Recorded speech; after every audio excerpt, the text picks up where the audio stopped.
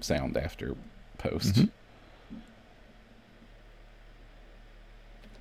And we're back. Welcome to episode 201 of the No Direction Podcast, the No Direction Network's Pathfinder News, Reviews, and Interviews podcast. I'm Ryan Costello. And I'm Jefferson J. Thacker, also known as Perram. The march to Second Edition has begun, and we are going to be hyping that up as much as possible. We are going to be getting as much information as we can from Paizo. They are... I don't know what that hand gesture was, Perram. Oh, lean away from the mic a little bit. Oh. We're going to be hyping Second Edition as much as possible with some really great access to some Paizo staffers, including members of the design team, like today's guest, Mr. Logan Bonner. Hey, everybody. Welcome back, Logan. Thank you. Thanks for having me. All right, Logan. Up until now, anytime we've talked, it's about the playtest. We've had to tell people. Yeah. Now, remember, this is not Second Edition. This is the playtest, which is like a template that may eventually become some form of Second Edition.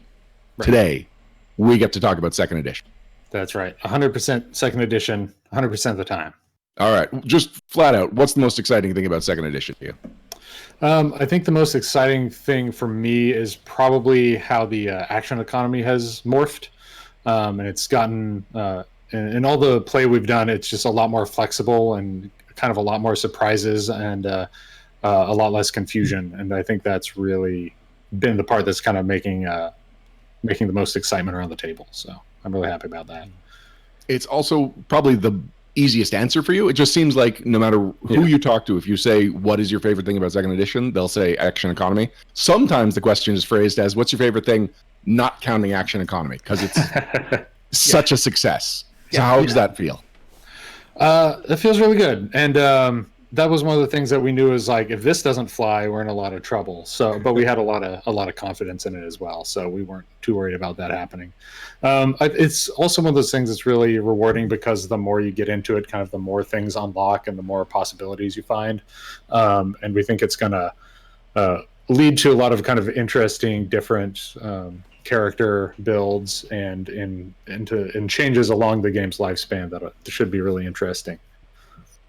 Now, how cooperative was working on Second Edition with the design team? It was really cooperative. There was kind of everybody had kind of their specialties. So like Mark and Steven know the alchemist and the alchemy stuff way more than I do. And Mark and I know the spells better than Steven or Jason do, like in their comprehensiveness. But we're always kind of tossing ideas back and forth the whole time. And it's really a pretty huge group effort. There wasn't really very much stuff that, that I don't know anything about. It's all like, you're the expert, but I'm pretty well versed in this. It was really a pretty satisfying process, even though it was, hectic and complicated. And what are you the expert of? I'm the expert on some of the classes. So like the monk, I worked on the most. I know the most about like magic items and treasure and that kind of stuff. A lot of the game mastering chapter, I had a pretty strong hand in, and a lot of the monster design part of the game. Ooh, I like monsters. So we are going to talk about some of the things that you've just listed as your area of expertise, but okay. Perram, we've got a live audience. We do! We have a live audience, and they're already hopping with questions. If you want to ask any questions to us, or to Logan, or later on to Jason when he joins the call, you can do so at our live Twitch audience chat at twitch.tv/NoDirection. We film every Wednesday at 9 o'clock Eastern time, which is 6 o'clock Pacific time. Sometimes it's a No Direction, sometimes it's a No Direction Beyond, sometimes it's something else, but you can always count on us to be here every Wednesday at 9. Logan, you said that you handled some of the classes, specifically the monk. Did you draft the monk? Was it assigned to you? How did you end up with the monk? We kind of it was all pretty free flowing, so it was kind of like, we know we're going to have people do each of them, so we kind of just did like all right, which ones are your favorites, which ones are your favorites, and also kind of took ones that had some similarities, where we knew like the knowledge is going to be helpful for both of them, and had the same person kind of work on those. It was also kind of in stages. So like I did the initial design on the monk, but then other people did passes on them. So multiple people kind of looked at all of them and synced them up and that kind of stuff. But I know the monk and the rogue were two that I worked really hard on. Some of the other ones were a lot. It's harder for me to remember exactly who did the most work on those. All right, so starting with the monk then. You've got the first edition monk. You've even got the Unchained monk to look at. So you're starting the playtest version of the monk. What's your starting point? What's your goal? It is really kind of the play style, the play feel of it. And we knew and the monk had so many different things that it was previously. It kind of meant so many different things, or so many aspects of it that people felt were important. Because some people are like, well, punching has to be the most important thing. And some people were like, well, they have to be really good at all their saves and that kind of stuff. So a lot of it was kind of, where do you put a class that has such a wide spread of abilities? And how do you make it kind of work for the most people? And that's one of the reasons that the class in the end ended up being having kind of the more flexible build. The fighter and the monk are both like that, where a lot of the classes, like the rogue picks a racket and the wizard picks their school and their thesis and all these kind of specific things. The monk is a little more like, well, what did your studies say? Go wherever those told you to go. So it's a lot more kind of about just your feat choices. There are a couple touchstones we knew that we really wanted to keep. So like Flurry of Blows is, in that group, the enhanced speed and that kind of stuff. So it's really like, we want it so that if you played the class in first edition and you played the class in second edition, you're getting that stuff you really enjoyed about the class, for all of them. And some of the stuff you didn't like about the class, we tried to minimize that stuff. But to keep it so it's like, if you liked playing in this style, you're still playing in that style. Monk was kind of notorious for its multi-ability score dependency. How have you mitigated that for second edition?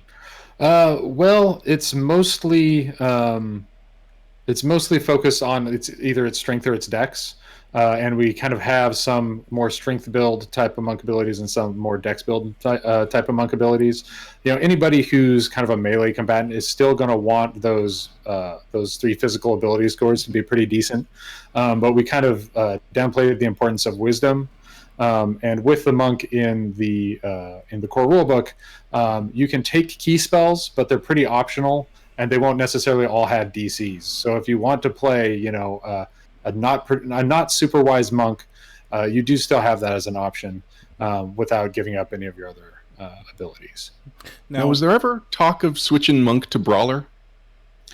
No, not really. It was really just kind of like, I think enough of us really like the monk and the legacy of the monk. We wanted to keep it around. And also, there's kind of the common argument that it's like, monks don't really fit in with the European fantasy of a lot of these games. But given our world, there's a lot of stuff that's non-European or non-European inspired that is really kind of front and center, or very close to the edges. So it's like, the monk makes perfect sense for how kind of Voodoo interacts in the campaign setting and the cosmopolitan nature of the world. Now, you've been marketing for PF2 has been like really stressing that there is a lot of custom abilities in the game still left in it. Where the monk doesn't have one of those big early choices, like you mentioned, the Thieves Racket or a Spell Skull. Like, can you give us an example of how two like mid-level monks might be drastically different from each other in second edition? One of the things I think a lot of people are going to do is build off of a monk's stance. So we have several different stances, and they all give you a special attack. So like the Tiger Claw stance, is a kind of swifter attack, and then there's like I can't remember the exact name, the Dragon stance. Hold on, let me look it up. Just a second.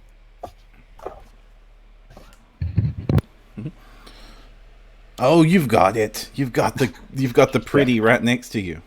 Yes, one of our 2 books that we have right now. So the dragon stance is kind of more like a dragon's whipping tail, more strength based. And I found that that kind of is a nice kind of starting point, and you can take special attacks that dovetail into that. So for instance, you might have a monk that is like, I'm going to start with Dragon Stance, I'm going to take a really high strength, and I'm going to focus on kind of really doing damage, and I'm going to take items that enhance my damage, and kind of build toward like, I'm just going to beat the living crap out of people. Mm-hmm. You might have another monk who takes Key Strike as their first ability, and now they have a pool of of focus points that they can use to cast these spells repeatedly, and they can enhance their punches a whole lot with Key Strike, and then they can do like a Chi Blast at higher level, and so they kind of have a little more of a magical bent to them. And these could also be reflected in their skills. So this monk might know more about like occultism or religion, whereas a strength monk might be better at their physical skills more strictly. So I think there's kind of a lot of options there. So in PF2, just using the core rulebook, I can get my Fireball Motion monk going?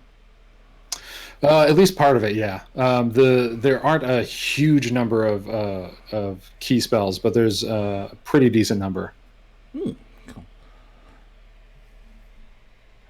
Okay, so if that is what a mid-level monk looks like, so what does like baby monk look like? Like, what are the first couple of choices? Like, are you still have a variety of builds right off the gate?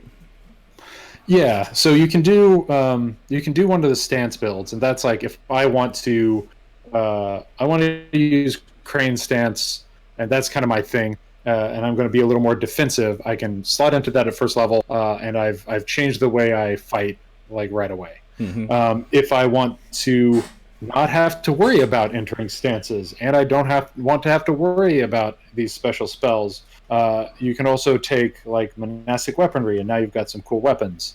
And if you don't want to do Key Strike, but you still want to cast spells, you can take Key Rush, so you can kind of zip around the battlefield. Mm-hmm. So yeah, there's and all the other stances. I think there are. I can look it up right now. There are 5 stances just at first level that all have kind of different attacks and different play styles that you can spin out into. Now, you mentioned the infamous Crane style. That's one that's been revised several times through the course of first edition. How did it land after the playtest? What does Crane style look like to you today? So Crane style, if I'm looking at it here, so it actually, unlike a lot of the stances which give you kind of a stronger attack than your normal punches, it does not give you a stronger attack, but it gives you an AC boost instead. So that you can, and it's on as long as you're in that state.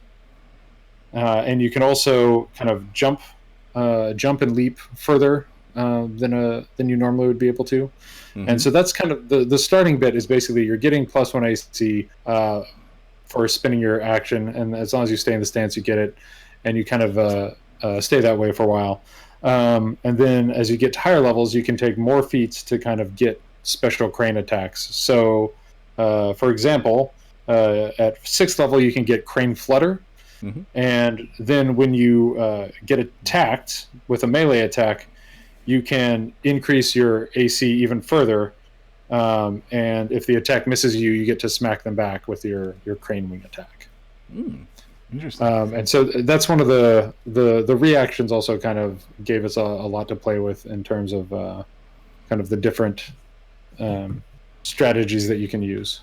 Yeah, you mentioned the reactions. A lot of folks have been talking about the 3 action systems, but it's really 3 actions plus a reaction. And with attack of opportunity off the table as something that everybody can expect, how have you played with that space? So one of the things we didn't want to do is kind of like give everybody universally a reaction that they can use all the time for everything. Because we know how much kind of chaos that can make at the table. So there are different situations for reactions that are dependent on what the class is. So like the Bard has Counter Song, the Wizard can do Counter Spell. So a lot of these are kind of classics that have just moved forward. And then if you want to have other reactions, you can kind of opt into those. One of the other kind of base abilities that ended up being in reactions is readying. So if you ready, you don't have to mess with you don't move your initiative. You just set up an action that you're going to take as a reaction. So it slots in really easily into that reaction ability.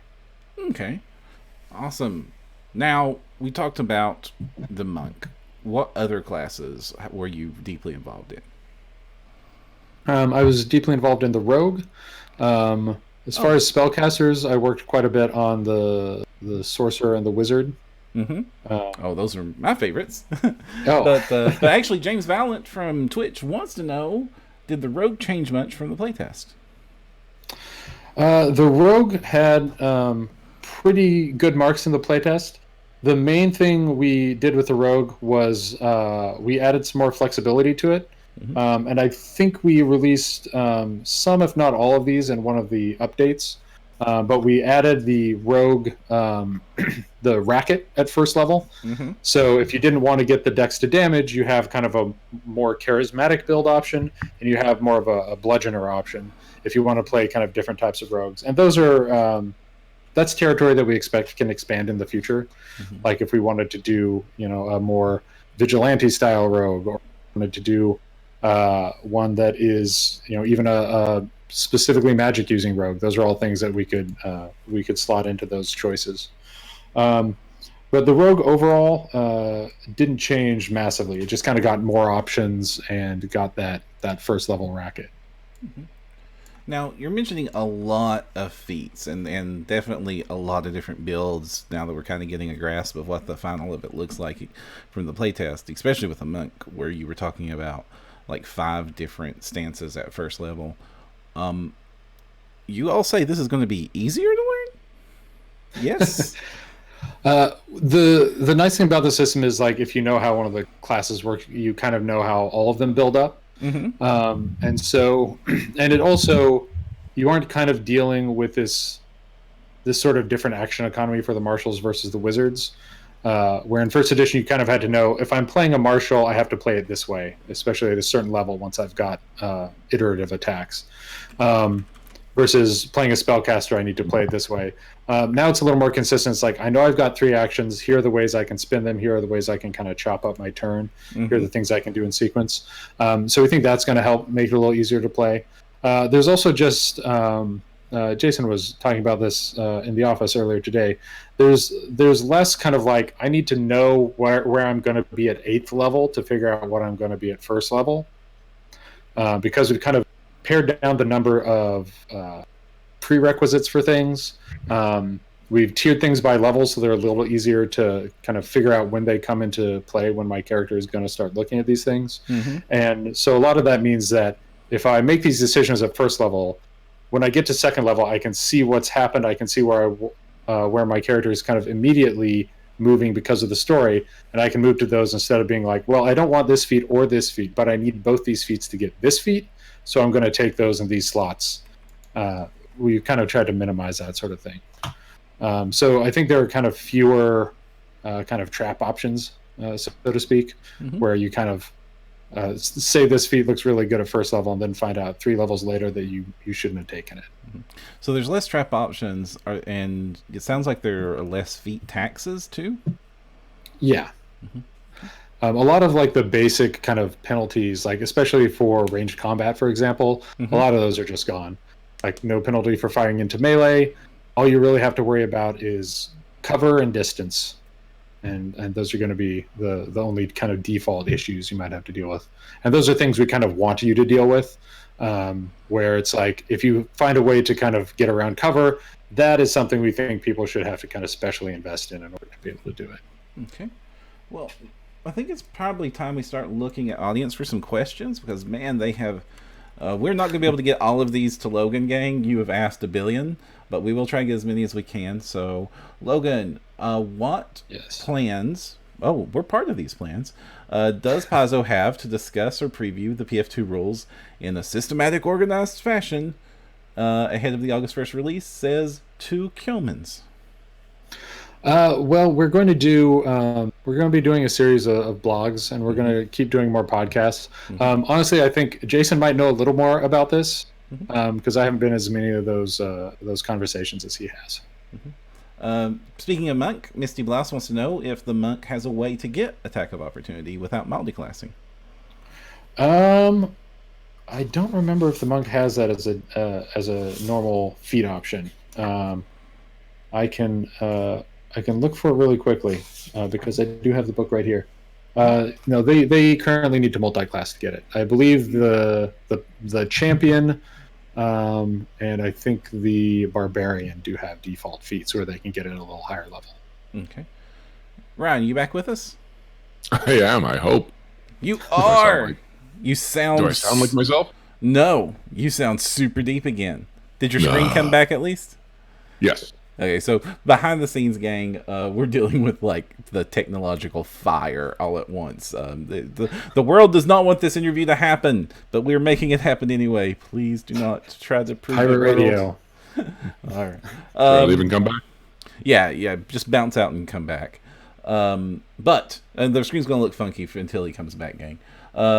Biscuit Goat wants to know, what has your team done for magic items to make them useful for and cool or for players? Cool magic items are a big deal with their group.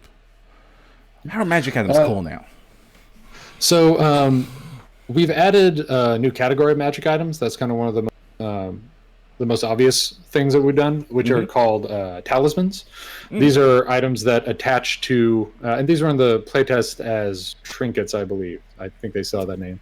But you can attach them to items, usually to a weapon or an armor, and then trigger them under a certain circumstance. So, for example, you might have one that you attach to your weapon, and when you damage somebody, you can cause them to start bleeding if you expend the trinket. So they're kind of one-use items, and you can kind of collect those and have a bunch of different tools for different situations. One of the other main things we did was we know a lot of people were not big fans of kind of the Christmas tree effect, where you have to put on every different item in order to well, there are a couple reasons for that. One is that you have a bunch of slots, and it seems like you should fill those slots, right? And the other is that you had to combine everything together to get bonuses. So you've got the amulet of natural armor and the ring of protection and your magic armor, et cetera, et cetera. And we knew we still wanted a few things that are kind of like bread and butter items. We wanted magic weapons, we wanted magic armor, but we didn't really want all those ones that just kind of feel like a chore to purchase or craft so that you can get your numbers up. We wanted it so there were a minimal number of things to get your numbers up, and then everything else, you didn't feel bad about wearing a Cloak of the Bat instead of a Cloak of Resistance. So now there are kind of two kind of main numbers items, and that's your magic weapon, which is going to get runes that make it better at attack and better at damage. Your armor is going to get runes that make it better at defense and that improve your saving throws. And you can also get items that will increase kind of individual skills. But then everything else is kind of a lot more freeform. And we also have an ability. We still have ability boosting items, but they're a little less mandatory, and they come in later in the game, like toward the higher end levels, so that you aren't kind of having also that item that you feel like you need to have. So with the armors handling saves, I guess the Cloak of Resistance is off the must-have list. Right. There's a rune for your armor.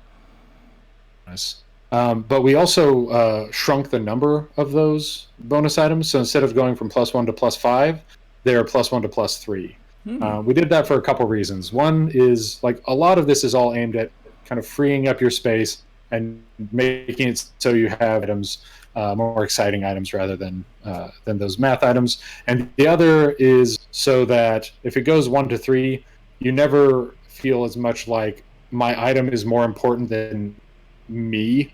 If I get disarmed, I'm not -5 out of the game. I'm -3 out of the game, which is still rough to deal with, but it's not quite as tough.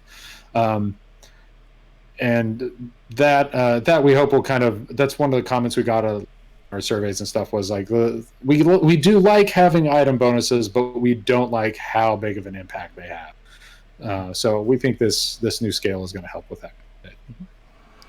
Ryan, you want to jump back in? Yeah, sure. So you were saying that you get those magic items later. How do you control when and how you can get your item? That's basically, there are two factors.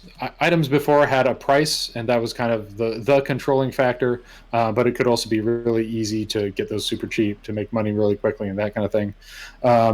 So we kind of did a lot of work on the economy to make it so you don't usually have that much money that early.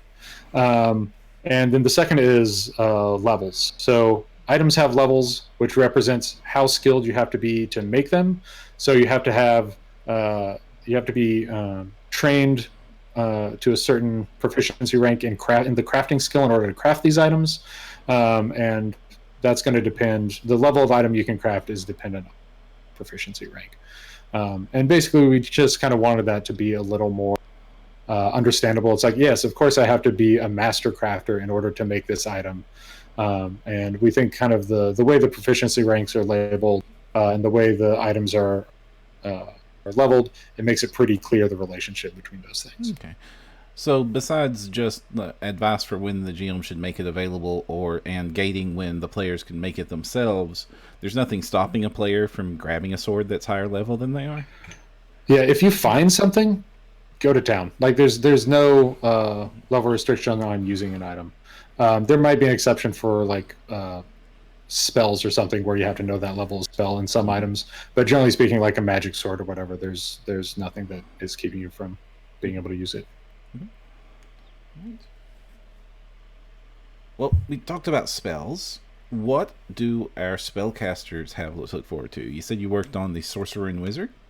Mm-hmm. Let's look at sorcerer, because it was the one that I think had a lot of feedback during the playtest.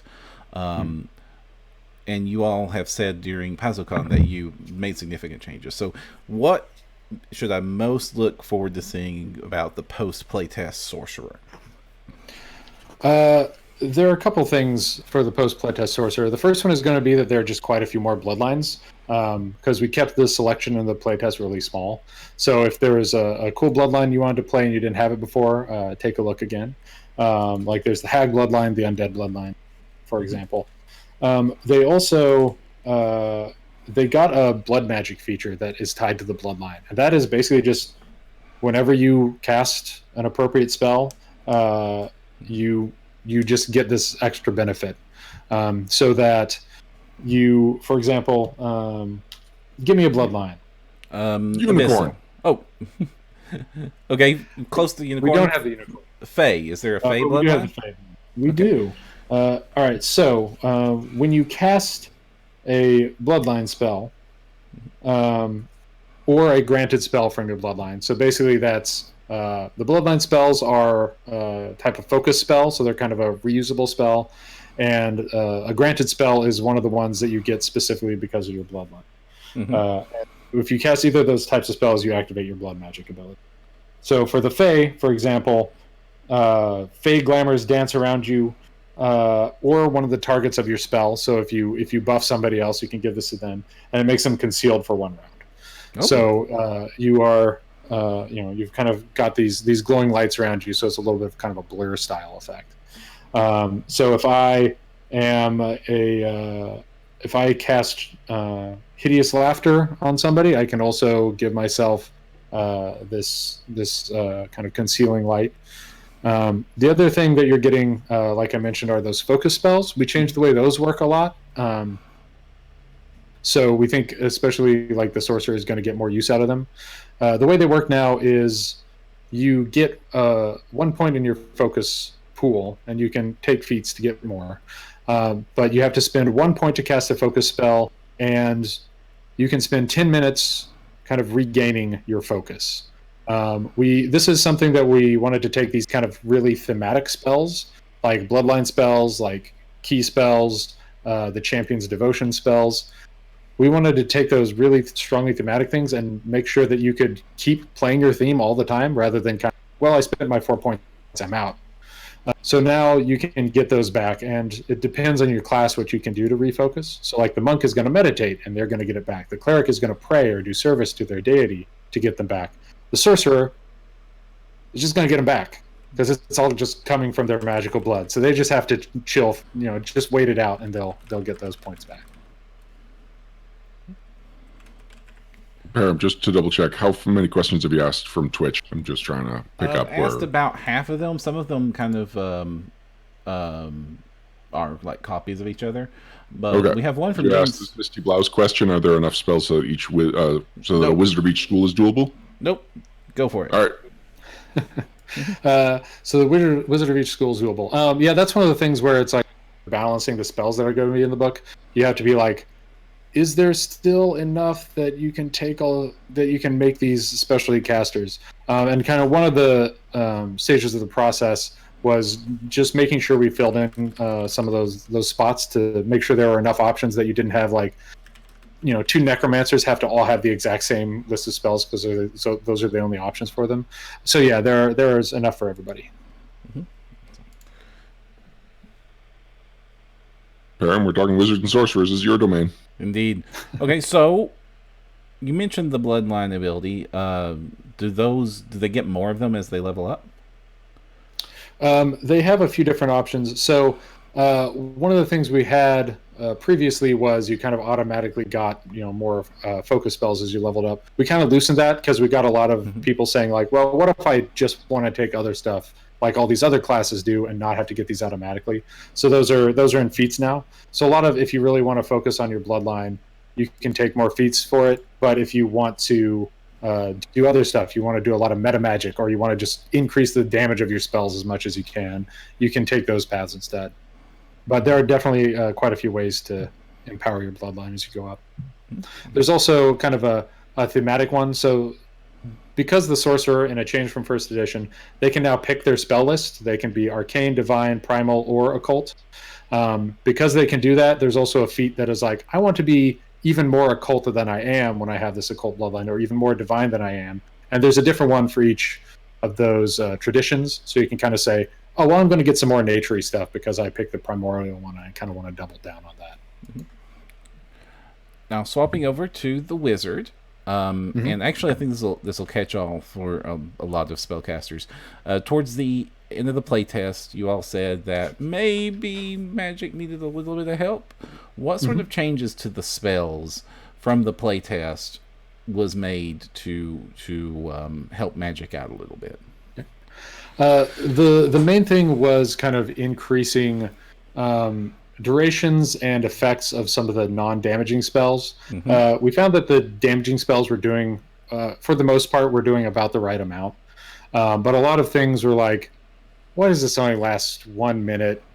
It doesn't feel like I could get enough done with that. So a lot of like the spells that were like buffs or utility kind of spells had their durations or their number of effects or their target kind of increased. So it wasn't any like one thing, but it was just kind of like a broad kind of buff to those spells across the board.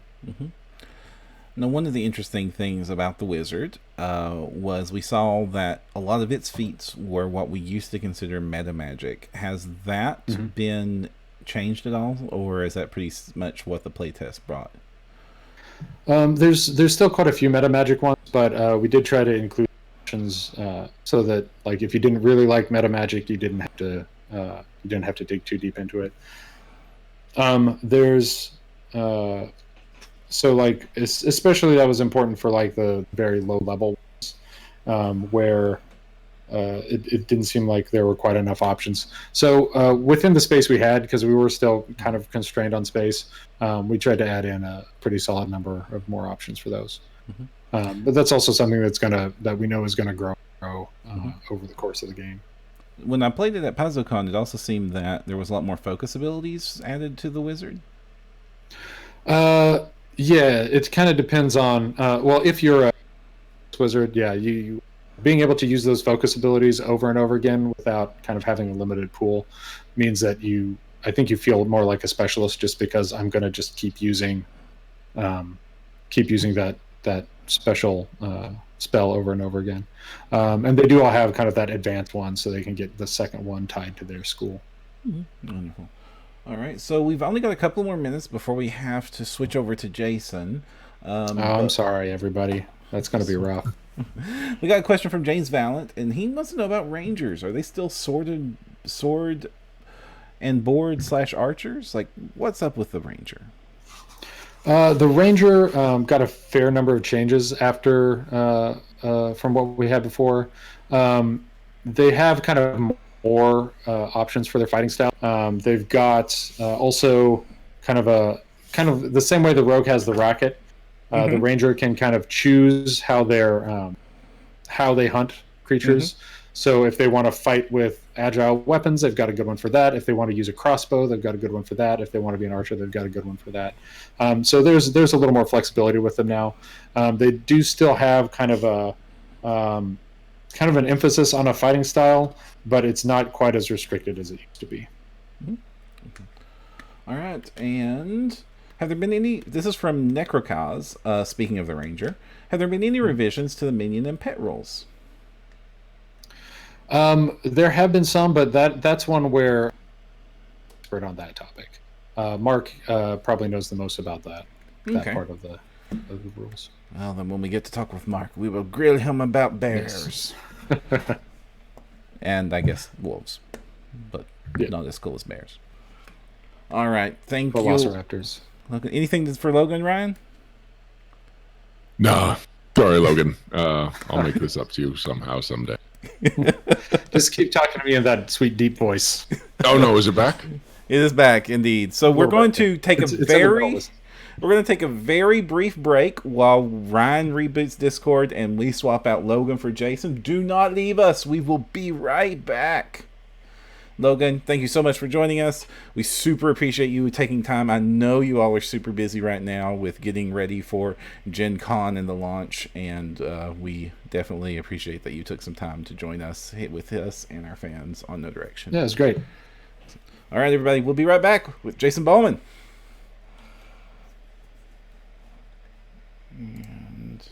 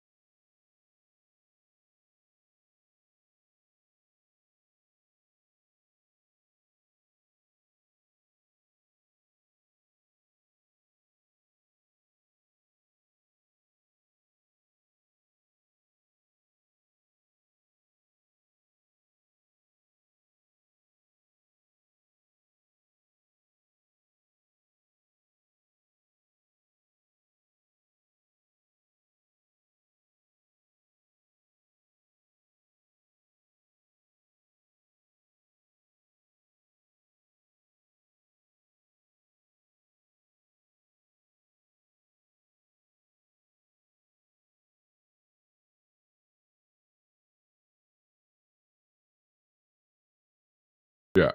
So we're building our characters, right?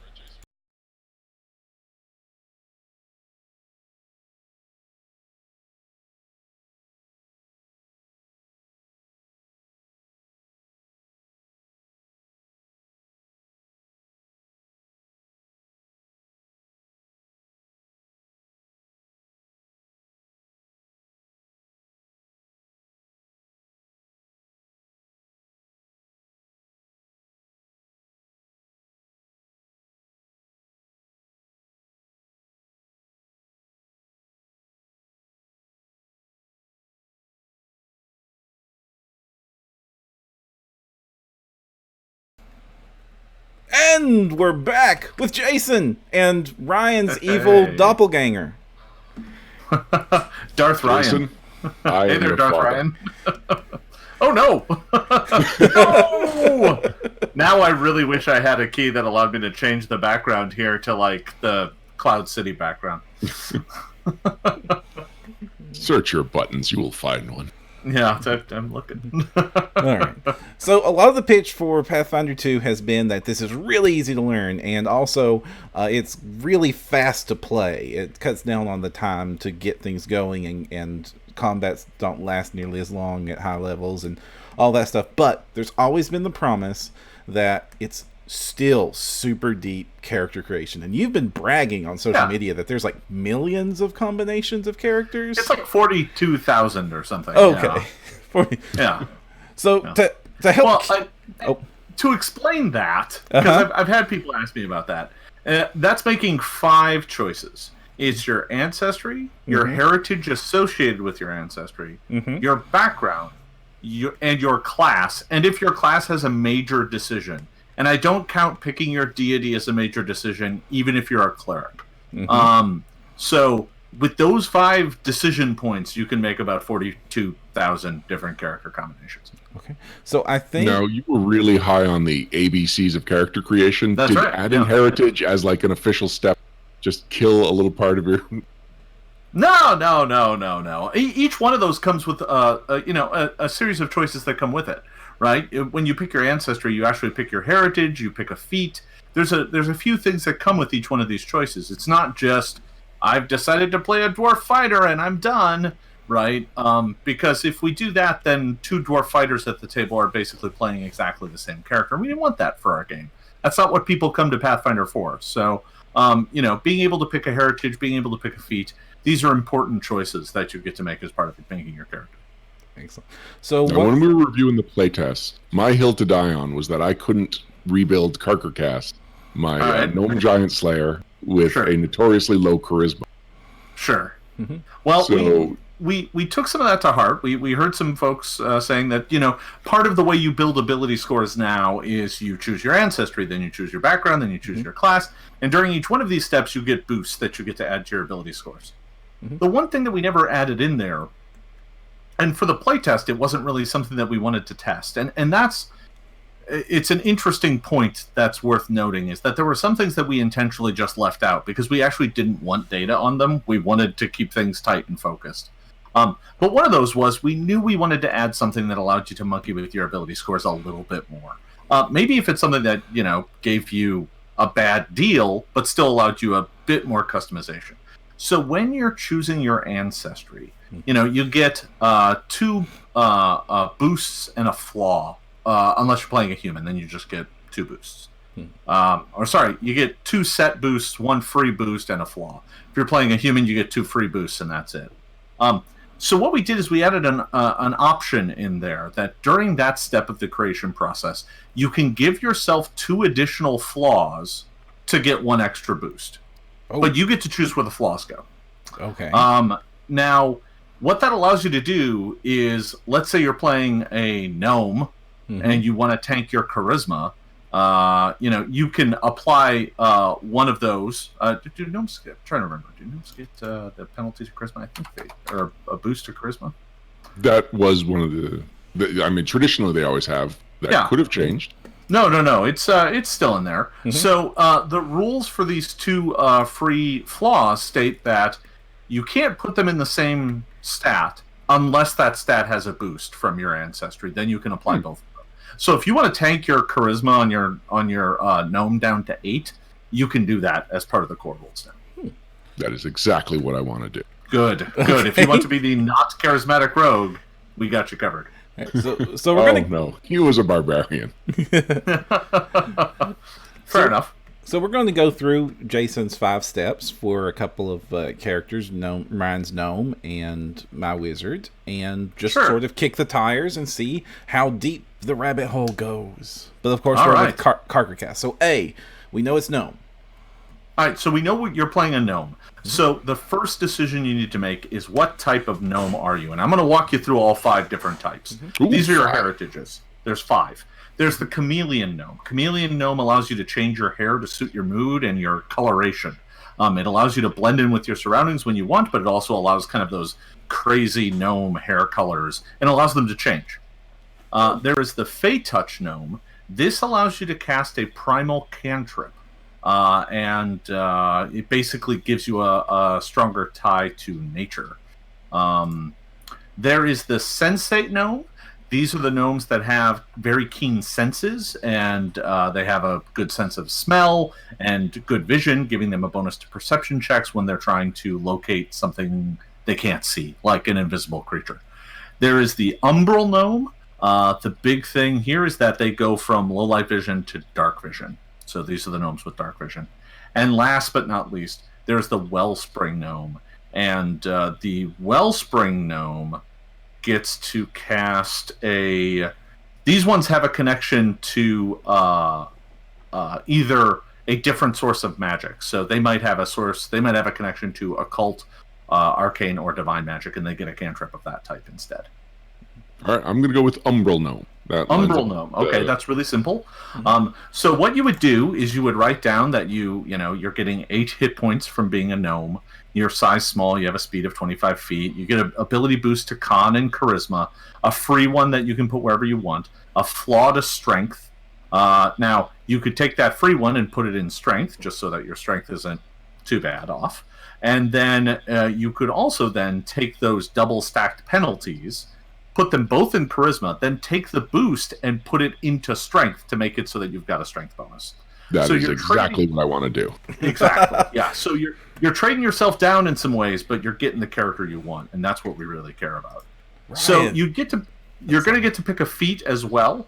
I will walk you through those really quickly. I don't want to make every decision you have to make. There's a handful in here, but this is an important one. There's animal. We limit it to like a combat effective feat, since that's what I would be looking for. Well, let's look at Gnome Weapon Familiarity. This gives you training with both the glaive and the kukri, and gives you access to all uncommon gnome weapons. So there's a few of those floating around. For the purposes of determining your proficiency, martial gnome weapons are simple weapons, and advanced gnome weapons are considered martial weapons. So all the gnome weapons step down one level in complexity when you get blanket access or blanket boosts from your class features that come later. So that one is directly combat related. All right. And the only other option I would consider is something for survivability. Is there anything that boosts hit points or saves? Not in the gnome build specifically. You can get an animal companion or an animal accomplice that later on you can boost up into something a little better. Or is that in here? No, that may have not made the cut. All right. Well, you can get a familiar. You can talk to burrowing animals. You can have better connections to the Fae. You can get another cantrip with a feat. Gnome Obsession gives you a lore that levels up as you go, and Illusion Sense lets you see through illusions. All right, I'm happy with Weapon. Yeah, right. Okay, so next we need to pick a background. Now, when it comes to backgrounds, there's a lot in the book. I mean, a lot. We added a significant number. There's like 35 of them now. Considering you're Gnome Barbarian, give me a little bit about your background and I'll find one for you instead of just listing them all, even though I know chat would love me to do so. Oh, by the way, chat's in love with you now. They're just going, love it, that's so great. Oh, that's clever. All right, so Kark was is the defender of his gnome village. Okay. And an expert at killing giants. The thing is, he hates gnomes, even though he's sworn to protect them, which is why I went with Umbral Gnome. He's going to take the night duty just to avoid people. Okay. So there is an ability called, or there is a background called Guard. You can always take that one. That's you served as a guard. There is also a warrior background. That one was in the playtest. Let me think. What else might be appropriate? Martial Disciple seems a little too rigorous and trained for a barbarian. Gladiator maybe, but guard or warrior really sounds kind of right. Sorry, my screen just turned off again. We can still see you and hear you. Yeah, you're all good. Muting my mic, Perram, take over. All right. So earlier you mentioned that it gave him access to uncommon gnome weapons. Is that an example of how people are going to get access to uncommon stuff by feats? It is one options? of the ways. So most uncommon things that are in the game, you can either get via one of two methods. The first method is by the choices you make with the character options available to you. Many of the uncommon things that are presented in the core are available through one option or another. Not all of them, but many of them. The other way is to just talk to your GM about your character concept. Some of those things might just become available based on the type of character you want to build. We want to make sure that those are kind of firmly between the player and GM. So they're not restricted. That's what Rare is for. Rare is for the GM has to give this out. Don't go begging for it. It's something that the GM has to decide they want to make this part of their campaign. It's something rare and special. Uncommon things are really there just to be like, these things are special because not everybody has them. So, saying, hey, my character really wants to have this, here's the reasons for it, that makes sense. But choosing the right character option makes a lot of sense too. So that's kind of the various ways you can get into it. Well, somehow I fixed it. You fixed your voice too. Oh my god, you fixed both. Yeah. It's amazing. I'm sad. I'm actually just doing the Carkercast voice, which is just evening it out to my regular voice. Oh, that's fair. Yeah, that'll work. All right. So that's his A and B. Yeah, that's your A and B. And then we would get to your class, Barbarian. So let me get down to Barbarian here, because I'm scrolling through a PDF. Okay. So Barbarian, obviously, you're going to get a boost to your strength. Either one of those backgrounds, by the way, would give you another boost to your strength. So your strength is now already up to 14. The boost from Barbarian is going to take it up to 16. Once you're done with class, you get 4 more boosts to apply. So you're going to get that strength of 18 that you want as a first level character. But, you're going to get a mountain of hit points, 12 plus con modifier. So added onto the 8 from Gnome. You're already starting with 20 hit points plus whatever your con modifier is, which makes you a very competent frontline combatant for first level. You're going to get to mark down all your proficiencies. This is kind of the main meat and potatoes of filling out the first bits from your character. So, you're going to get expert in perception. You're going to get expert in fortitude saves, trained in reflex, expert in will. You're going to get trained in athletics for free. And then you're going to get a number of additional skills equal to 3 plus your int modifier, whatever that happens to be. You're trained in simple, martial, and unarmed attacks. So all of those gnome weapons that drop down in category, you're now trained in all of those. You're trained in light armor, medium armor, and unarmored defense, and you're pretty much good to go. At this point, now you just need to make your class choices. There's a handful of these, but the 2 that are most important, as a matter of fact, the 2 that are really key and critical, you're going to write down your rage and how that works. That works a lot like how it did in the playtest, but now it lasts a full minute instead of 3 rounds. So you're going to deal extra damage, take a penalty to AC. That's pretty much it. Can't take concentration actions unless they have the rage trait. But then you're going to get to pick your instinct. And now instinct, you may have seen this in the playtest. We called it totems then. But to be honest, that was a little insensitive and not really what we wanted it to be. So instinct has become the term that we're using for that. So it's kind of like, when raging, what is your instinct? So you could have a dragon instinct, an animal instinct. Or just like a fury instinct. Was there anything like that your character was kind of associated with? Fury is like that's made the short list. Is there anything that specializes in a certain type of enemy? So, Giant is good at fighting giants. Perfect. That shouldn't be a surprise. In that you become really good at using weapons built for larger creatures and whatnot. So that would allow you to steal their weapons and murder them with it. Yeah, that's great. So, previously I needed to be 5th level before I felt like the Giant Slayer that I had on my label, but this actually feels like from 1st level I get to at least start peppering that into there. So yeah. Giant. Well, and you can start play with a weapon that's bigger than you are. Nice. But he's a gnome. Aren't all they? Well, in his case, yeah, most of them. But in this case, it's significantly bigger. It's twice as tall. So even though I'm small, it's still a giant's weapon? Yeah. Oh, well, nice. it says the specific ability is Titan Mauler. This is your instinct ability.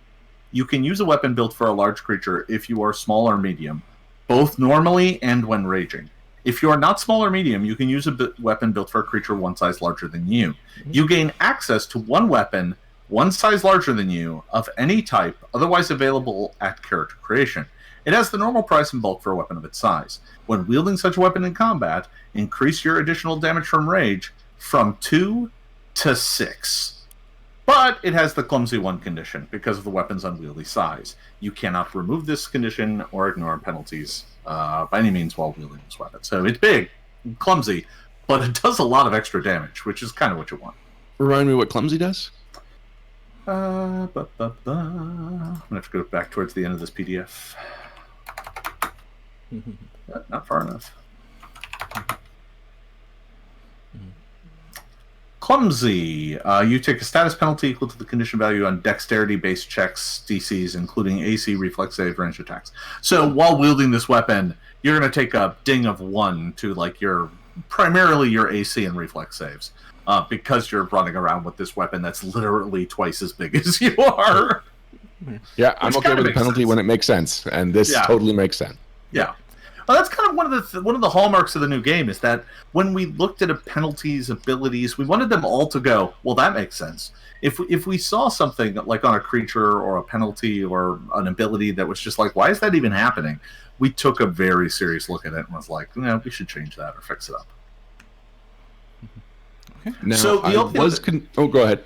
Oh, yep. The only other thing you'd have to select now, I mean, other than gear and kind of the basic stuff to round out a first level character, the only other last thing you need to pick is your first level feat, and then you're pretty much done.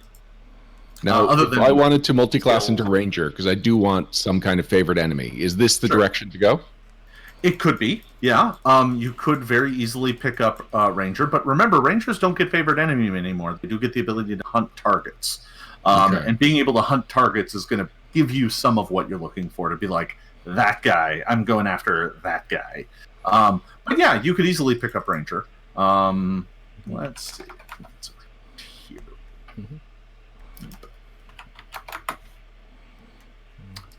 Sorry, my clicky keyboard is very noisy. So to pick up the Ranger, all you would need to do is make sure you end up with a dex of 14. That's it. And then you can pick up the Ranger dedication, which allows you to get at Hunt Prey, which you would get I got it right the away. first feat. Yep. Perfect. You can pick that up at 2nd level. All right. Then I've already got my first couple of levels, like the trajectory planned out. The choices all feel like I made a Carkercast choice, so I am much happier with this than I was with the playtest. And here's the thing that we're really excited about, and I know Logan mentioned this earlier, but while you're playing the game, you get to make those. You don't have to plan everything out in advance. I think one of the things in First Edition that people really engaged with, but also could seem really intimidating, was like all right, well, if you want this ability at 12th level, you have to plan for it from 1st level. Otherwise, you'd miss the prereqs or not hit the right things or not get the right pieces in place at the right time. We really kind of moved away from that. So the choices you're making now that you're like, yes, I definitely want that. Well, if the campaign pushes you in a different direction and you're playing and all of a sudden it's all against undead, you could easily kind of swap over to different choices and still have a perfectly fit and cromulent character. And we think that's a big advantage for everybody, because the future is not completely set. You can let the game mold your character. Now, let's say we did make a mistake. Are the replay rules in here like they were in the playtest, or the rebuild rules? Yep. Excellent. Yep, they absolutely are. Retraining is a downtime activity. You kind of work it out with your GM. Your GM will determine what kind of training you need to get and what kind of time it might take. But we provide robust guidelines to allow them to kind of make the right decisions and allow you to train out of a thing and back into another thing if that's what you really want. Excellent. Sweet. We got a couple of chat is like popping off, so instead I'm going to pass on building up Glanville. Instead, let's just go to a couple of Well, you'll have to have me back on, and we'll do that another time. Nice. Okay. All right, so Majano wants to know, how have conditions changed from the playtest? I think one of the biggest changes we made to conditions was we really took a hard look at the what was all being bundled in individual conditions. So some of them seemed very not intuitive, just based on their title. And some of that was us being stuck with what they did in First Edition and kind of unwilling to reevaluate some of that. So I think one of the things that we did in the final stages of this was look at the conditions and just say, was there a way to make these more intuitive just based on their titles. So there are, 3 physical conditions now, one for Dex, one for Strength, one for Con, that kind of hit everything associated with that stat. So if you get hit with Clumsy, it's going to hit everything in your Dex stats. All of your Dex-based skills, your AC, your reflex saves. That penalty is just going to apply to that. So, but that makes sense because it's Clumsy. That's what it's supposed to be. And we didn't do that for all the mentals just because it seemed like we were parsing too many hairs, so there's just one for mental right now. But the great part is if we really need one that only affects wisdom later, we can certainly. That's not going to hurt us too much. So that was kind of one of the big things we did. We kind of really looked to make sure that these weren't filled with nested conditions as well. There are some that still have that, but they're pretty obvious that they do. Like, being unconscious comes with a whole bunch of nested bad things. But they're all pretty intuitive. Like, you're obviously flat-footed because you're unconscious. But we tried to move away from like, oh, this condition has these 3 other conditions nested inside of it. So we tried to move away from that wherever possible, just because it kind of could be a bog on just the mental processing of what the conditions were doing. Speaking of conditions, this is sort of related. Appleknees wants to know, have the unseen invisibility rules gone through any changes? I guess people are worried about the proverbial Jack being able to steal that chicken. I'm trying to remember exactly what we did without just scrolling through the book to find it. Right. Although I suppose I can probably just do that. Let's see. Now, while you're searching, I will say that I was pretty excited when I saw Ryan's eyes just sort of glitter when he saw how he was going to be able to pump his strength by nuking his charisma and then grabbing that big giant sword right off the bat. Yeah, absolutely. Now, you were misreading that. I wasn't super happy about the strength. I was just happy that I could nuke my charisma. It's just It's such an important part to that character. Although I am happy I can raise my strength high enough. I mean, I'm half tempted to get James to help me put like some of the anime eyes about like wonder that appear on characters.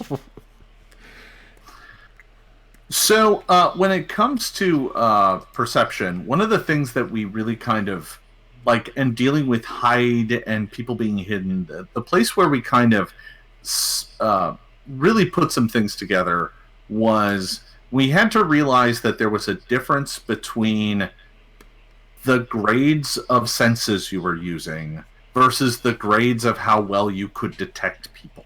And those really help define what you're able to do. So when it comes to your senses, you have precise senses. And in humans, that's really just our eyes. Then you have imprecise senses, which are good, but they're not as good as eyes. They're able to detect things, but it's hard to like locate things with them. And that's things like our hearing. And then we have things like vague senses. We have them. We detect absence and presence of things, but I'm not using my sense of taste to know that there's, somebody 10 feet away from me. I'm not that good. But a dog gets a lot closer to that, right? They know, based on direction, that they don't have scent for them is not vague. It is probably imprecise. So what we then defined was a series of stages of what it meant to be observed, hidden, undetected, and then unnoticed is the one that we really added. That is like, if something's unnoticed, you don't even know it's present in the space. Like, it's impossible for you to even know that it's there. So something that's invisible and silent and hiding in a corner, you may enter the room and it is totally unnoticed. You don't know it's there until it does something to trigger one of your senses. That won't key off. So each one of your senses, and depending on which one you're trying to use or which way it's trying to deceive you, has a gate-locked limit on what you can detect. So precise senses can bring you obviously all the way down to observed, but the other ones can't quite get there, right? Because they're not precise. So all of that kind of now plays together in a way that makes a lot more sense. So when I'm using stealth, I, can take myself to hidden, and then if I move, I go to undetected, because now you're not seeing me and you no longer know where I am. But I'm not unnoticed, because I'm somewhere near, right? So there are certain things that allows me to do versus not do, if that makes sense. It does. Hooray! No, I get it, and I kind of like that we're separating out the perception to the multiple senses again, because one of the things that like Pathfinder made, spot and listen and all that go away into a much more simple skill, but then it kind of lost some of the characters became uber sensitive to all forms of senses, and now I'm glad to see that we're establishing that. I mean, you can't sneak past the doggy. The way I described it makes it sound a bit more complicated than it really probably usually will be in a game. Normally, it's like, we're looking for the bad guy. Do we see him? That's it. I think when it becomes this guy is invisible, no one has the ability to see him, but, the druid's wolf has imprecise scent, and he's not masking his scent, and he's a smelly, invisible ogre, so maybe we have a better chance of finding him that way. That's the sort of place where the rules will then boost you up and allow you to kind of do more. Man, do you guys remember a TV show called The Sentinel? Oh, no. Vaguely. It's basically about a guy who could swap the precision of his senses. And the commercial is like, I don't see him. It's like, don't look for him. Listen for him. You know what I don't want? Precise taste. Nope. I can taste the ogre. He's 10 feet that way. I've got one last quick question. We've actually got tons of questions, but we're running low on time here. But somebody wants to know if the reverse can happen with the double flaw. If you could take the double flaw to extra boost your charisma as a gnome. No, I actually don't think so. So remember, the rules for boosts and flaws state that, as a general rule, you cannot in one step apply 2 boosts at one time. So this isn't a way to end up with a charisma of 20 at first level. Or 19, because it would actually go from 18 to 9. Those rules still hold valid. The place that the optional rule adds an exception is that the double boost on a flaw, technically the first boost and the first flaw negate each other. And the same thing with putting a flaw on a boost, right? So the other way it also works. They technically cancel each other out first during that step, and then you can apply the extra one. But because charisma already has a boost, you can't then go and put another boost on top of it during the same step. All right. So I'm sure. But nice try. I'm sure, and in fact, we know that the chat has tons and tons and tons of questions. Where can they follow you and any teasing you might do about the rules? So you can find me just about everywhere that there is social media on /Jason Bulmahn. Just make sure to put the H in the right spot. That's the trick. But I know folks are hungry for a lot more information about Pathfinder Second Edition. And I got good news for you. The kind of quiet periods are now well over. Look for a blog on Monday that's going to kind of introduce a lot of the broad concepts. We're going to be doing some blogs hopefully every Monday after that. I'm still kind of negotiating some timing details, but Monday I think is going to be our target date. We still have Oblivion Oath that airs every Thursday at noon if you want to see me and some folks from Paizo actually playing the game. And we have a lot of other things kind of ramping up as well. Expect some articles on some websites, expect some interviews in some magazines. There's going to be lots of different places where we're talking about the game. We don't want to just only talk in one spot, because if that's not the spot for you, you don't get any news. So we're going to be all over the place. You're going to see us plenty here on Twitch. You're going to see us plenty on YouTube. You're going to see us plenty on Paizo. And you're going to see us plenty on great channels like No Direction. Oh. And not to selfishly promote, but you might want to check back on the next couple of No Direction episodes, gang. We've been coordinating this with Paizo for a while now. Okay, so before we let you go.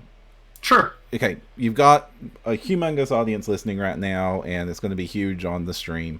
What is the one thing you want people to know from the difference between the play test and the final? Like, what's the one big message you hope everybody at least understands?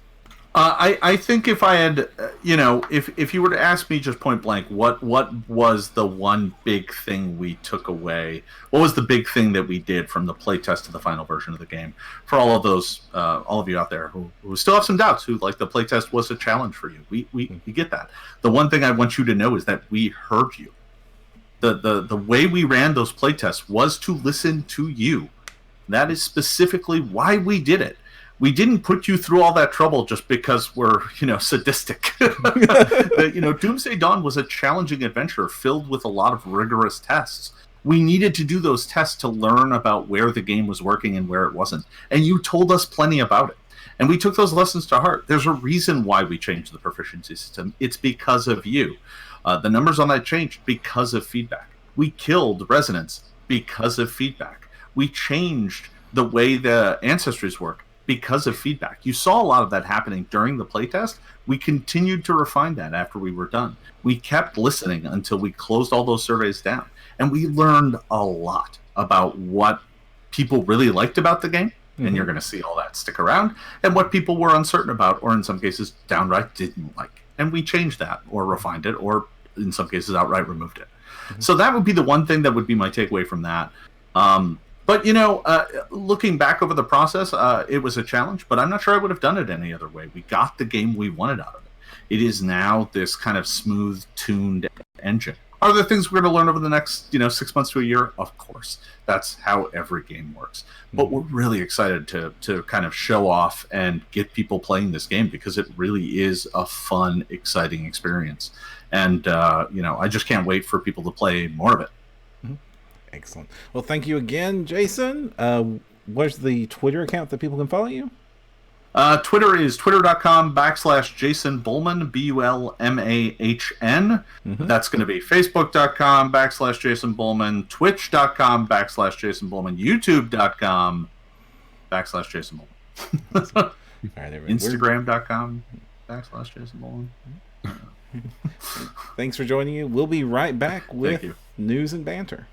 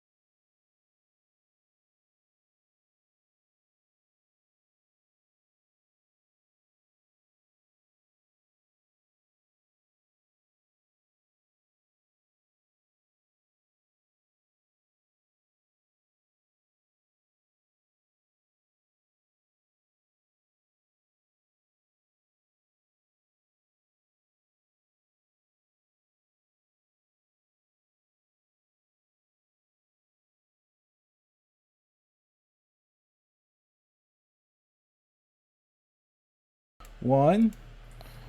And we're back. We are back, and we are joined by the network's very own Vanessa Hoskins. Hello. Hi, Vanessa. I saw you were pretty active in chat from what I could see of chat. How's your night going? So far, pretty good. A little crazy. Glad that all the weather issues decided not to interrupt the stream. Just horribly low volume microphone issues. I don't even know what weather issues you're talking about. It sounds like we've all got our own. Oh yeah, like crazy 5 fires minutes that before. we are barely. Sorry, like 5 minutes before sound test, my power went out, and then my internet wouldn't come back online. So it was just like I looped in Vanessa saying, "You might have to do this." Murphy has come to town and is whipping this podcast's rear end. Fun fact, Murphy had a lot of laws. What we call Murphy's Law is actually Murphy's most famous law. Oh. What's her least famous law? I don't know. I just know there are more. I should probably look some of them up. Just throw more. Okay. All So right, gang. despite all of us having our own fires burning and to put out and to manage, there was a couple of bits of important news that I didn't want to just close the episode without getting into. Mm-hmm. And Perram, you've got the first bit of news. This is one that just kind of came up today and kind of shocked us. Yes. So what ended up happening is that a lot of people noticed that the release date for some of the things that were set for launch date with Pathfinder 2 have changed and been pushed back from late July to late August. And there was some confusion because there were messages put out earlier in the month that said, ignore any date discrepancies, everything's August 1st regardless of what it says on page. But this was different. This was stuff appearing to be pushed back. So we reached out to Paizo, and I got a hold of Paizo's PR person, Aaron. And Aaron Scholl was able to tell me that they can confirm that Lost Omens World Guide will not be available until late August, around the 28th. It will not be available for Gen Con pickup.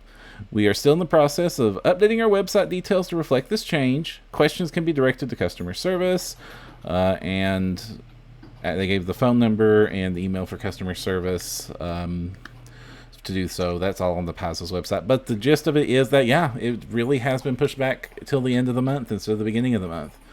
Now, you said there were a couple of products that had their... I do not know what the others are. I do know that it was not just one, but I don't know what the others are, because Lost Omens kind of got all the attention. All right. So, that's what we know. Lost Omens was going to be a launch date book, and it looks like it is no longer going to be a launch date book. I know a lot of people are disappointed in that. Yeah, also the PDF has also been pushed back, so we don't know what the cause of it is. We don't know if it's a deliberate marketing decision, a technical issue, some other reason that we might not be able to speculate on. We just don't know. We just know the fact is you can't pick it up at Gen Con. You'll be able to pick it up towards the end of August. So, Perram, I know you're very disappointed about this. Vanessa, do you have any strong feelings about the delay of the Lost Omens campaign setting book? I mean, I have to think it has to do with a lot of the issues that the whole RPG industry is facing with, tariffs and all the things going on. Could be held up in customs. It's hard to say, but it's really not surprising considering all the drama going on right now. But suffice to say, it will be coming out and probably just a short delay, so that's not too bad. And we have a chance to digest the core rulebook, which is a monster, so that'll take plenty of time while we're waiting for that book to show up. I did not even consider that the tariffs, which is now like RPG books are costing publishers about 25% more due to new tariffs. And that just might not be a cost that Paizo is able to absorb right away. Maybe they've worked something out with the printer. Yeah, that's a very valid point. Thank you for bringing that one up. Okay. Tacoma says that, I don't have a source on this, but Tacoma in chat says something about a miscommunication with the printer read date. Didn't get to the printer on time. Oh, okay. Tacoma, do you have a source for that quote? We would very much appreciate it. Oh, there are links forthcoming. So again, this is all coming out like literally as we were putting this episode together. There's lots of reasons that Paizo's had delays in the past. This isn't unusual. It's unfortunate because it is a launch book, and I was really pumped for this book because it's the first book that we were going to get to see what Pathfinder 2 looks like going forward, because there's only so much that we can really learn from a core rulebook. Disagree. And when you have the core rulebook, I'd like to know what's in the core rulebook, but also I know that the game in 5 years is going to be completely different than how we play it with just one single book. And so I wanted to see World Guide to get a glimpse of, well, how do they intend to expand this game? Is it just going to be more feats? Are they going to radically change rules? Like, what are they going to add to this game in this line that is replacing the player companion line, which is one of our favorite lines? But you disagree. I disagree because I thought you were going more for the campaign setting angle.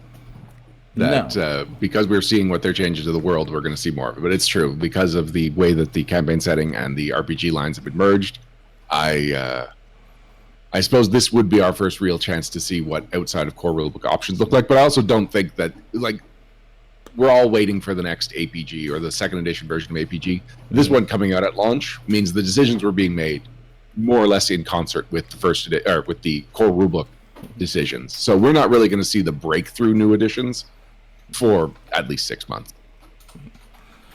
Oh, our bot's going crazy. Sorry. Sorry, Tacomas. Luis posted the link. Okay, good. Thank you. Thank you, Luis. Yeah, I mean, the world changes aren't anywhere near as drastic as I think people are concerned they are going to be, because it looks like from the previews we saw at the banquet, this really is just, this stuff happened in the APs, so we're bringing the world up to that point. There's, other than the stuff happening with Tar-Bathon specifically, because it was the most recent AP, and that's basically where it's going to be passing the baton. Everything else is just stuff we pretty much knew about. I guess the new Aslant, because of Return of the Rune Lords, and Tar-Bathon are maybe the two that people will be least familiar with. But the closing of the World Wound is stuff we dealt with 5 years ago. I mean, it doesn't seem like it, but it's been 5 years since Year of the Demon. So this isn't new news for most people. And I think it's good to update the setting. It keeps things fresh. It gives a chance for people that haven't been playing for 10 years to sit back and take a look and say, okay, I know where we're at in the story right now, and they don't have to worry as much about, did I miss 10 years of AP and PFS history? They can just jump right in. Mm-hmm. Captain Ultra is pointing out that I said New Aslant, and it's actually New Thassalon. Sorry for getting that confused. And again, Matt J. Harris is saying at least there's no spell plague, which is, yeah, no spell plague, no 100-year time skip, no various reasons that I left the Forgotten Realms and picked up this weird Inner Sea World Guide book and fell in love with Pathfinder. Mm-hmm. All right, so isn't really anything more to say on this. The book is delayed. It's unfortunate. Yeah, it's more important that we get the word out there that it's like, this is a book people were excited about. And unfortunately, you're going to have to hold out, focus your excitement somewhere else. And if, like, the new date is August 28th, and as long as they stick to that, it's not even a full month of delay. Yeah, I think the people that will probably hurt the most are the people that wanted to play a Hell Knight on Hell Knight Hill, which is the first AP that's going to launch, and Hell Knight was going to be in the book. So you can't play a Hell Knight. You're just going to have to retrain that later after the fact, gang. Well, I mean, if that is the one specific feedback that Paizo gets, it's not that hard for them to just release it as a blog in the meantime. Mm-hmm. Good point. The other bit of news we have, Ryan? Yes. If you are a third-party publisher who has supported first edition of Pathfinder, then you received an email with details about signing up to be a second edition third-party publisher. And if you have significant sales, significant reach, you can even get early access to the rules. Yeah, it surprised me when I got this email. Some specific details that you must agree to the new Pathfinder Second Edition compatibility license. You must be an active RPG publisher with products currently available through Paizo or Alliance game distributors, and you must agree to a non-disclosure agreement. So that's exciting. We, for a while, weren't entirely sure what was going on with third-party publishers and how the arrangement would continue into Second Edition, because First Edition was super generous to third-party publishers, as was the 3.5 Dungeons and Dragons before it. But since PaizoCon, when there was an announcement at the banquet, one of the few things outside of just the Pathfinder, the Paizo umbrella that got banquet time, we've been getting more and more information about how this is going to help third-party publishers, and it seems like it's going to be another fairly generous, fairly amicable relationship. Mm-hmm. Yeah, I mean, honestly, the third-party community support is one of the biggest strengths of Pathfinder, and I think it would be a humongous mistake to make any drastic changes like we saw, for example, when 4th edition tried to change to the GSL and had that poison pill amendment and all sorts of terrible restrictions that made it completely unviable to continue support to the new edition. I think if anybody learned that lesson well, it would have been Paizo. Oh, absolutely. Oh, and thanks to how Luis much for third-party posting publisher? Sorry, go ahead. Oh, he posted the link about the third-party publisher's license in chat. So yeah, I was super surprised when I got that email, and then I remembered, oh yeah, Perram's spellbook is a thing. A lot of people have been asking me about that lately. I'm gonna have to address it sometime. But we have a third bit of news. Do we? We do, sort of. Just sort of reminding people it's big, important enough because we had Jason on here. And Vanessa is here. Vanessa is going to be part of the Gen Con stream team. We've been talking about the PaizoCon stuff, and everybody's been listening to the awesome PaizoCon seminar coverage that we put out. Expect more. I got the Gen Con schedule yesterday. We're already getting ready to and putting plans in motion to repeat that performance, to live stream Gen Con as we live streamed PaizoCon. There will not be anywhere near as much as there was at PaizoCon because it's just going to be the one room running all day. It's still running all day, just like always. But, of course, we don't have 4 rooms running all day, which is what we had at PaizoCon. But we will have that. And also, as part of not as part of that, but as part of our appearance at Gen Con, No Direction is going to be joining Dragons and Things to do a special game on the Gen Con stage and on their Twitch channel of Pathfinder Second Edition, run by one of Paizo's GM, which I'm pretty sure is Jason Bulmahn. Yeah, that's right. We should have asked him. I know, we should have. It's got to be Jason. He does it every time. But we actually don't know for sure. I'm pretty sure it's Jason. We do know that we're all going to be playing rogues because the product page for it, the event page rather, is up on Gen Con. Gen Con's website if you want to learn more about it. And maybe attend it if you're at Gen Con, or watch it on Twitch if you're not at Gen Con. Or if you're at Gen Con, there's nothing stopping you from watching it on Twitch. I wonder if you're all going to be rogues of a different rack. I would hope so. I mean, if we were all the same rogue, that could also be fun. But it's a neat way, I think, to showcase how different rogue builds could be so different, for example, because even a lot of different things, you think fighters or wizards, there's a lot of different variation, sorcerers with bloodlines and spell choice. But then when you look at rogues, you're like, well, they're sneaky and they stab, right? Like, what else could there be? I guess you have a charismatic one and a dexterity-based assassin. That's it. Mm-hmm. So I think it'll be really fun to see the different styles that you can do right off the bat, even in one class. Mm-hmm. Yeah, I've often... I've long thought that an all-rogue party plays the game differently than any other all-single-class party. It's just like... Rogue is often the one that he's got these cool abilities, and he's almost hampered by having a whole party of people that don't have those abilities, that he's dragging them around with him, clanking in their armor, and, giving things away with their goofy looks on their faces. But all rogues, they're on a different level. Like, it's a class that synergizes well with itself. Mm-hmm. Yeah, that's true. It's hard to pull off the all stealth mission unless you have everyone who can do stealth I'd like to actually see like an all magic user party. That would be fun. Like Invasion at the Academy of Magic or something, starting at level 1, where it's like, all right, everyone plays a magic user of some sort.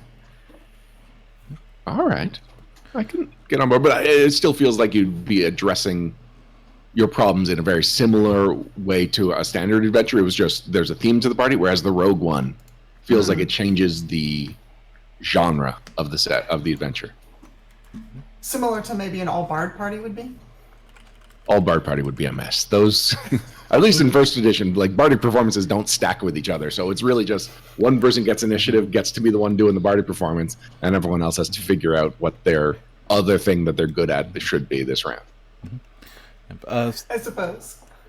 Twitch was asking what time this thing starts. It's going to be Thursday at 4 p.m. So the first day of Gen Con at 4 p.m. in the Weston Grand Ballroom 1 and 2. Which unfortunately means that I will be working in the exhibit hall, so I won't be able to join us this year. But I look forward to seeing what you guys do without me. It'll be you and Lauren, I believe, representing the network, correct, Perram? That is the current plan. Yes. And there is, if you're going to be in person, Gen Con is charging a $2 entrance fee. Well, good thing I'll be working the stream if you can't get in. Or you can't get a ticket. So I can imagine people sitting around on their smartphones outside the room watching the live stream, going, "Oh, what's going on? Indeed. Right behind me." In order for me to play at that, I'm going to have to hand the reins over to Vanessa, who is more than capable of entertaining and running the Gen Con stream. I'm actually real proud of what the team did at PaizoCon, and of course the volunteers stepping up to do it at Gen Con. The stream team is going to be myself, Vanessa, Lauren, and James from No Direction Beyond, and also the Stellar actual play podcast coming up soon. Actually, all of us are on Stellar. The whole crew's on Stellar. All of us. Whole crew. Everybody but Ryan. Aww. No. But you'd have to practice to join Stellar. You need a Southern accent. How's your Southern accent, Ryan? Decent. Come on. Yeah. Put you on the spot, yeah. Being horribly embarrassing about it, sorry. Yeah, all right. I guess I can just move into a Southern accent for a little bit. Oh!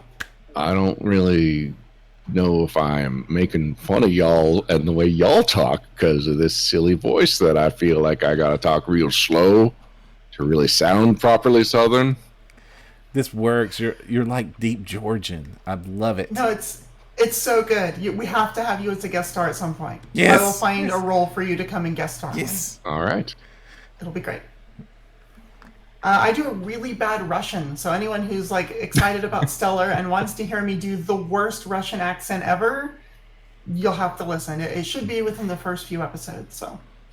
All right. So big question is, that's all the news. What did you think, Vanessa? You were sitting here watching us interview Logan and Jason, and I know you've got opinions. I have so many opinions. I am very encouraged. I was excited about this when I know there was a lot of doubts. I've always been a big fan of this push. I've been very optimistic about it, and the more I hear about it, the more excited I'm getting. And I just can't wait to start. I want to grab that book and I want to dig in and I want to know all the things from day one if I can, just because I want to dive right in. I know, like, he talked about the monk a lot. It is one of my favorite classes, and hearing that there's 5 different fighting stances plus sort of a magical path you can take, I'm gonna have so many monks.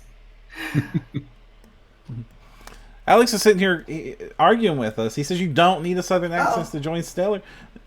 Vanessa, you're the GM. Make a call on this one. I mean, I don't think it's a requirement, but it's definitely become the theme where we have at least 3 of the players with a Southern accent. Now, 4? Shivi doesn't have one. So. 4. Amanda came in with a killer Southern accent. Oh, that's true. Mm-hmm. Okay. No, 4. I guess I was kind of leaving out James, who sort of does a Southern accent, but very subdued. Mm-hmm. So yeah, it's basically everyone on the party except for Shivi has a Southern accent, and then I try to do as many from Southern Skittermandia. Oh, okay. He's from the Southern Vescarium. Alex says that she views the straighter Mandarin. Very well. But yeah, I think it's a great show, and it's releasing real soon. Can we say when? Episode 0 released yesterday. To backers. That's true. Yeah, to backers, that's true. So if you are a patron, thank you.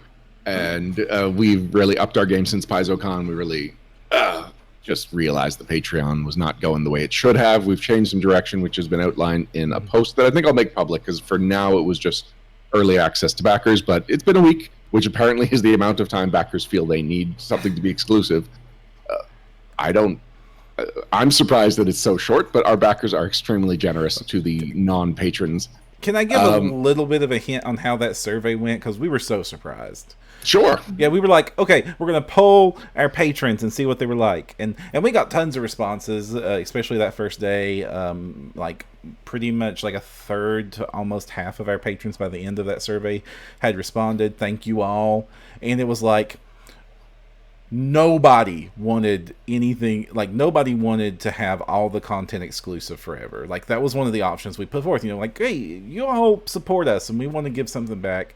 Maybe these special things are never released publicly. And every single one of our fans rejected that completely. And then the rest was... And not our fans. It was specifically our patrons. So the people that are already the ones that could get access to this are like, no, make sure everyone has access. Yeah, and then when we went to like, well, how long should you expect? And the options were like a week, a month, longer than a month. And I expected it to be a month because that's what I get from other podcasts and stuff. Y'all some generous people, and we really appreciate that. We might, a week might be too soon. We don't know where we're going to land on that, but what we took away from this, and then some of the custom comments were like, you all just want to share everything, and I'm slipping into my deepest Southern accent, and it's real hard because actually I usually suppress my Southern accent for the podcast. I don't let my natural Southern accent show a bunch on the podcast. Me too. Yeah, my Southern accent. This is a rare treat for me to be able to not put on a voice. Well, I really liked your other voice, the one you had going my Darth Vader Barry White voice. That was perfect. I'm going to have to listen to this episode back just to hear what everyone else heard of me. All this to say that Stellar Episode 0 has gone up to patrons, and it will be exclusive to Patreon for a couple of months. It's not good, or maybe a month. And we've got a release date of August 5th. August 5th? Mm-hmm. I know it had some kind of crossover with Gen Con. I forgot if it was the editing time or the release date. And the reason there is that we're coordinating it with a specific point in the storyline to release that content. It's not because we wanted to make it longer denied. But there was a specific point Vanessa wanted that to go live. After y'all have gotten used to our characters, then you get to hear where we came from. Unless you're a backer. Yeah, it's like a lot of those TV shows and things where the series starts and everyone's friends and everyone's doing something, and then you get about halfway through the first season and they finally say, okay, let's tell you how we all became friends. And you go, oh, okay, now this is a golden episode. Well, if you start with it and you don't really know who these characters are, you're not as invested in all the little bits. So I think this is kind of a fun way to be like, let's jump right into the AP, and after you've fallen in love with these characters, and you're gonna, because they're hilarious, then you're like, okay, let's see the origin story. How'd you get your ship? How'd you get this crew together? We want to see the craziness, and then we'll release it then. And then I think it'll have more narrative impact in that way. Yeah, and so now that some Stellar is out in the wild, how do you feel, Vanessa? Oh, I'm so excited.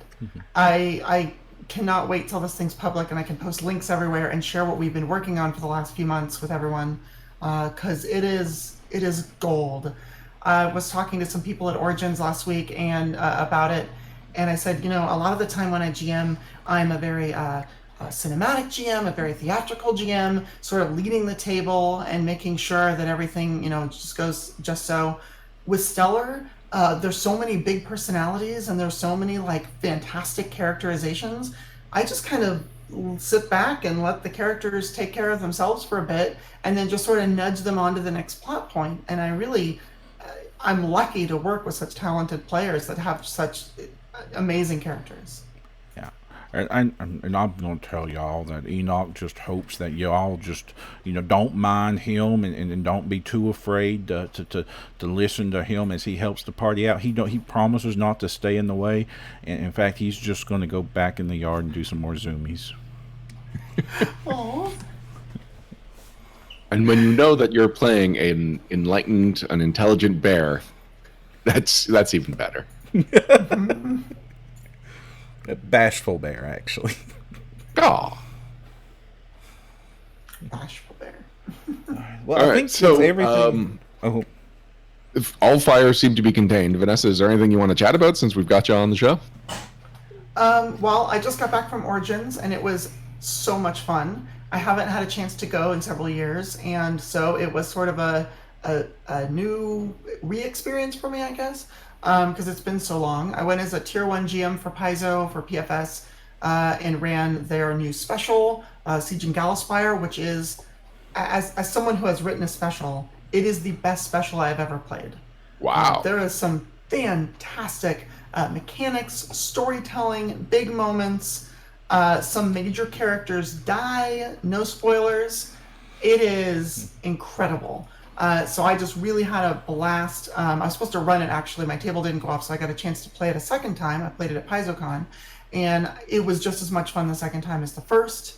We, did some slightly different things. I played a slightly different sub-tier, and the whole experience was great. I got to run my new scenario, Slaver's End, about 70 times.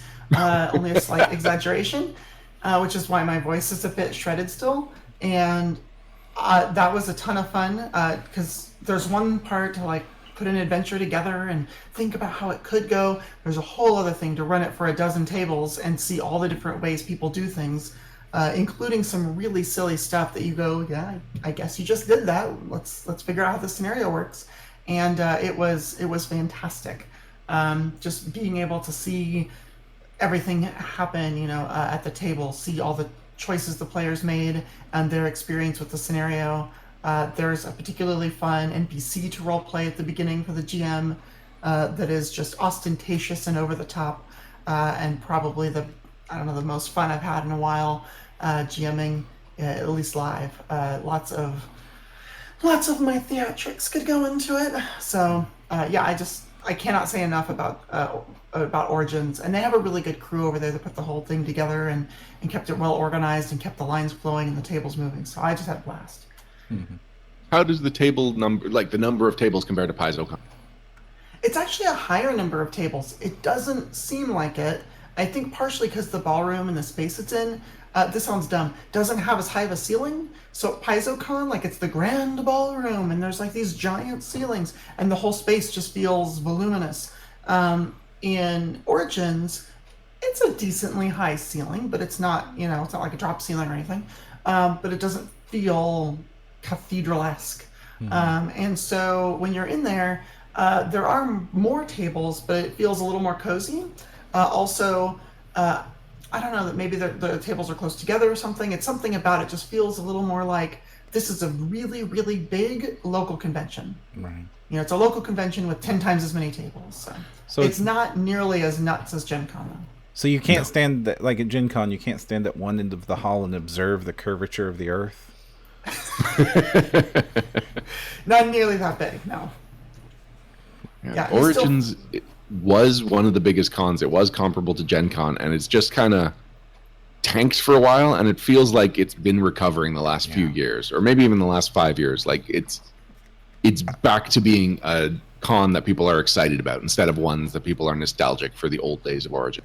Well, because it's really close to Gen Con geographically and also, temporally, it is becoming an alternative to Gen Con. That's what I'm seeing from a lot of my friends that are going to it, because Gen Con the last few years have just gotten insane. Getting a hotel now requires you to win a tournament in Fortnite. Getting tickets, they're selling out earlier than ever. I mean, we work this thing professionally. This is one of our jobs to do this. And even for us, it is stressing me the heck out getting Gen Con organized, getting our coverage organized, worrying about the seminars, bothering Paizo some more. it's just so much. And then you get there and the place is crowded and it's shoulder to shoulder, and the line to get into the Paizo booth, it wraps around the stadium. It's just insane. And a lot of people are deciding that a smaller convention that is still respectable and has the Origin Awards, which with the slow decline of the prominence of the Ennies has become the more respected of the tabletop rewards. So it's kind of like the place to go if you don't want to do Gen Con. Mm-hmm. Yeah, and also I think Paizo's choice to move all the Starfinder sort of season changing and focus and release of their special to Origins really made it feel special as, a Paizo fan. Because all of these Pathfinder releases are happening at Gen Con all the time, well, now Starfinder sort of gets its own space to really make it shine, and I think that was really cool. Now, of course, I mean, I'm sitting here worried that as Origin grows, are we going to have to add a third con to our schedule? I was about to ask, what is the seminars at Origins? I don't know, honestly. Since I was Tier 1 GMing, I was pretty much stuck in the Franklin is where we were this year. But I was stuck in the game room pretty much most of the time. I also had some deadlines due about the same time. So when I was off the slot, I ran back to the hotel room and typed for about 4 hours and then headed back to the game. So yeah, I mean, I didn't miss a deadline though. We've got 1, 2, 3, 4 KD crew within easy driving distance of that convention. And that's not counting James and Alex, who could get there with medium driving distance. But for me, who is it counting? I thought James and Alex were two of them. No, it's myself, Andrew, Lauren, and Vanessa. I do not understand American geography. Okay, Lauren lives in my state. We are very close. Andrew lives across the river from Lauren. Okay. And in the same state as Origins. Where are James and Alex? They are in the far northeast of us. They're like 5 hours northeast of me. But they're about 5 or 6 hours. Yeah, but there's only four. There's only 4 time zones in America. You just divide up the gigantic America into 4 pieces. And one of them barely counts. I don't know who's counting Mountain Time. People who live in Mountain Time are counting Mountain Time. And now, like, a whole 20 of our users are mad at us. Well, I lived in Arizona, okay? I understand Mountain Time, and it is silly. The joke is that Mountain Time has the states that have, like, 20 miles between you and the next person. Yeah. Canada has the only time zone that's a half hour ahead. What? How do you do that? Why do you do that? It's Newfoundland, and it's just far enough east that it's basically just over ocean. Okay. And so, they've got this little sliver half time zone. Okay. Time zone all their own. Mm-hmm. And it's very much suiting the Newfoundland personality. Actually, I think driving to Origins would be 8 hours from Montreal. That sounds about right. I visited other friends. Oh, hold on. I got to get around the Great Lakes. I went through Buffalo. Yeah, I think it's doable in a day. Well, it's 11 hours for me to drive to Montreal. And it's 4 hours for me to get to Origins, and I have to go that way to get to Montreal. Mm-hmm. Is this all the old KD Con planning? Like, it's resurfacing? Yeah. We know how to get from one of us to each other? I mean, forget Paizo. Let's just take over Origins. That is very possible. And there would be room to do it. Like, I think, I don't know that there's a seminar crazy. It's mostly very, very focused on gaming. So we wouldn't all be busy running streams and running recorders. We could actually play together. Or we could make seminars happen. Oh, yeah, let's do that. Make seminars happen. That sounds fun. Wild Pick speculation. Up the con conversation for like the 5th time because it's so close to being simple logistically. Podcasts half our size have their own conventions. All right. Well, if you would all just get your passports and come to Montreal. Oh, okay. Makes this a lot easier on me. I mean, I don't see the downside in this. Thank you. I mean, you already Country of have people your without passport, and passports we're all in the baffles me. States, so... Mm-hmm. All right, we've drifted off topic. I think we're ready to wrap things up. Oh, Kitsune Warlock Thanks for said it joining would us, be... Vanessa. Thank you to our guests, Logan Thanks for Bonner having me. and Jason Bulmahn.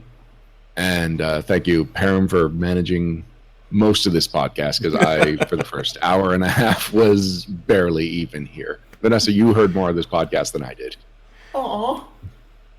Things have not gone well on my side, my new... We have 2 weeks to get it in tip-top shape, and I'm... We will. I'm confident in the next 2 weeks, but like I got this computer yesterday. Mm-hmm. I am using an old TV as my monitor. A Panasonic Viera. It is the first TV that had an HDMI cable. It weighs about 100 pounds, and I dragged it from the other room. And it worked for 80% of this broadcast.